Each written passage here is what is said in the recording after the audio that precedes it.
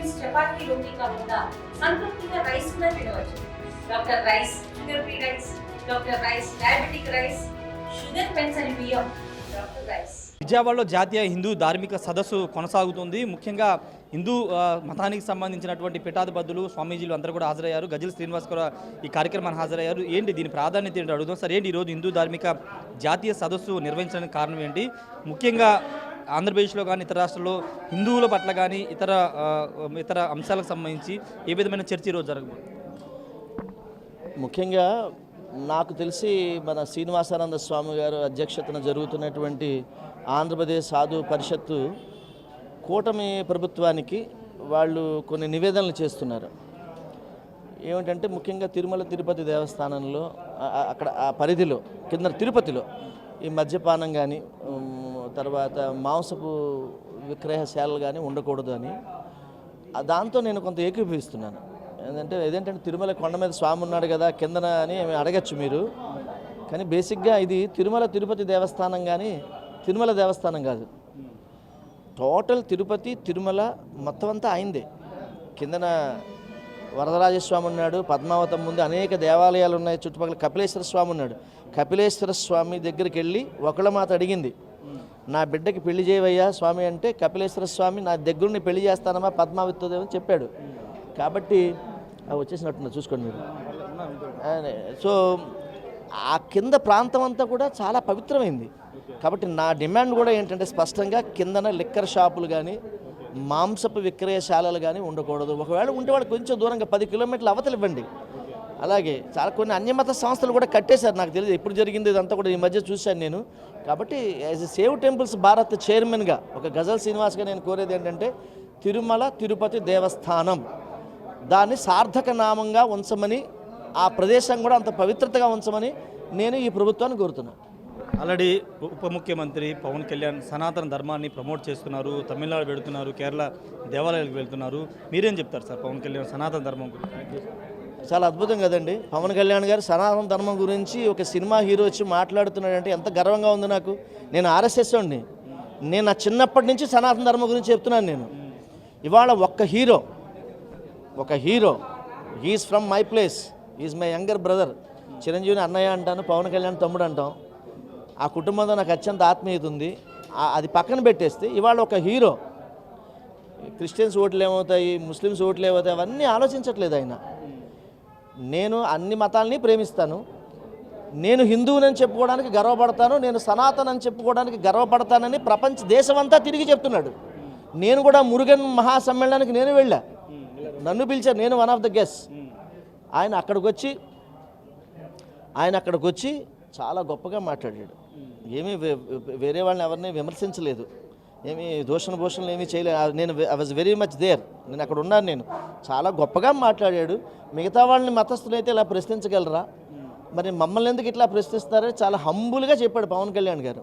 కాబట్టి నేను సనాతన ధర్మాన్ని ఇవాళ ఒక గొప్ప వాయిస్ వినిపిస్తున్నందుకు పవన్ కళ్యాణ్ని నేను ఒక బ్రదర్గా నేను మనస్ఫూర్తిగా అభినందిస్తున్నా. మా సేవ్ టెంపుల్స్ భారత్ ఆర్గనైజేషన్ నుంచి కూడా నేను అభినందిస్తున్నా. కానీ ఇంకొక విమర్శ పవన్ కళ్యాణ్ మీద ఉంది.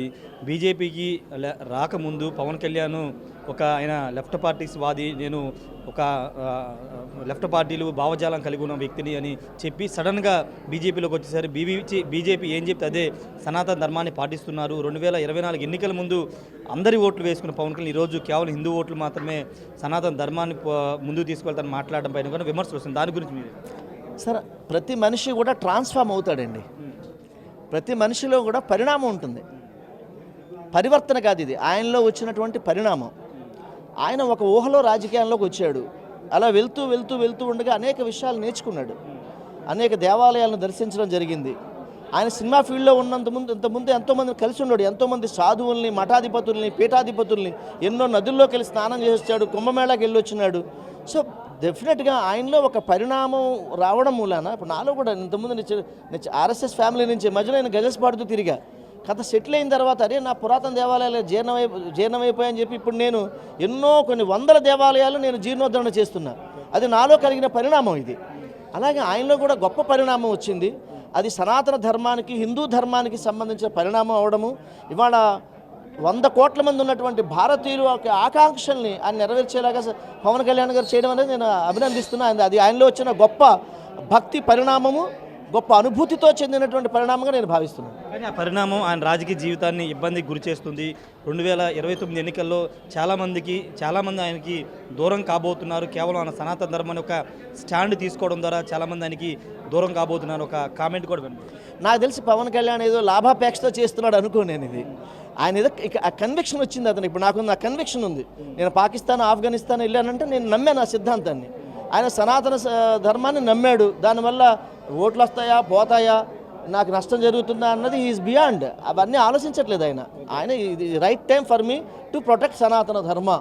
దానివల్ల నష్టం జరగని, లాభం రాని, అవన్నీ ఆలోచించట్లేదు. Is going in correct track అని నేను అనుకుంటున్నాను.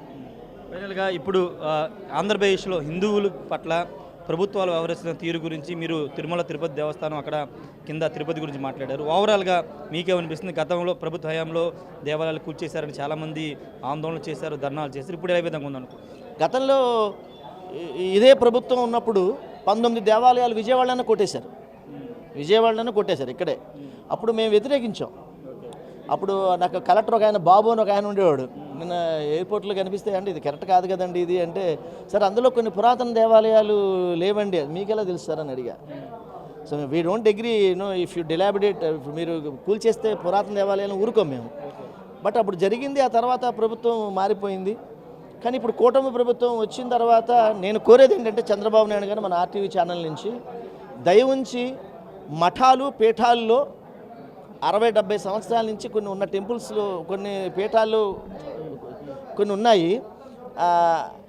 వాళ్ళు ఏంటంటే ఇప్పుడు కొన్ని డీవియేషన్స్ జరుగుతాయి. ఇప్పుడు ఫర్ ఎగ్జాంపుల్ ఏదైనా పీఠం ఉండొచ్చు ఇక్కడ విజయవాడలోనో, లేకపోతే గురువాయూరులోనో, ఇది మన మంత్రాలయంలో, ఇంకో చోట. వాళ్ళు ఏంటంటే ఇప్పుడు తిరుమల కొండ మీద వాళ్ళు కొంతమందికి పీఠాలు ఇచ్చారు, స్థలాలు ఇచ్చారు.